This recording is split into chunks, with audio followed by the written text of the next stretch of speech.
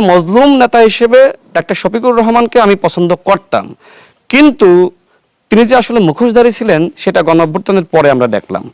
তিনি সর্বপ্রথম বাংলাদেশে আওয়ামী লীগকে সাধারণ ক্ষমা ঘোষণা করেছেন, অর্থাৎ গণঅভ্যুত্থানের সাথে সর্বপ্রথম বেইমানি করেছে ডাক্তার শফিকুর রহমান। সুতরাং এই শফিকুর রহমান সাহেবকে নিয়ে এখন কি বলবো, তিনি নাকি বিএনপির পতন ঘটিয়ে দিবে। ডাক্তার শফিকুর রহমান তো জীবিতই ছিলেন, তাই না? তো ডাক্তার শফিকুর রহমানের নেতৃত্বে মগবাজারের তালাটা পর্যন্ত খোলা যায়নি।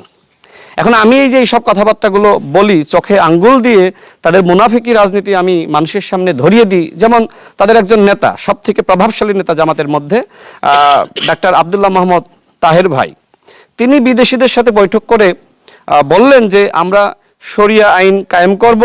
এটি আমরা কোথাও বলি নাই। এমনকি তাদের নির্বাচনী ইস্তেহারে কোথাও উল্লেখ করা নাই যে তারা ক্ষমতায় গেলে শরিয়া আইন কায়েম করবে। এই মুনাফিক রাজনৈতিক দল এখন জাতীয় সংসদে প্রতিদিন মানুষকে আইওয়াশ করার জন্য বলছে যে আমরা কোরআনের আইন চাই, আল্লাহর আইন চাই, শরিয়া আইন চাই। এই যে ভণ্ডামি জামাত ইসলাম নিয়ে করছে, তাই না? এর আগে নির্বাচনের আগে দেখেছি জান্নাতের টিকিট বিতরণ করা।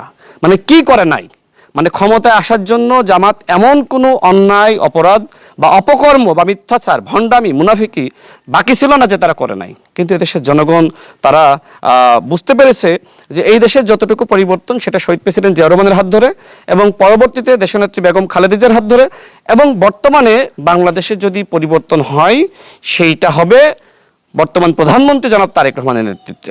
আমি এদেশের জনগণকে বলবো যে বাংলাদেশে যদি পরিবর্তন হয় সেটা জনাব তারেক রহমানের হাত ধরেই হবে। নাহিদ ইসলাম তিনি আসলে গণঅভ্যুত্থান পর্যন্ত তিনি সঠিক পথেই ছিলেন, কিন্তু যে সময় জামাতের ফাঁদে পা দিয়েছেন তিনি আসলে বিপদগামী হয়েছেন।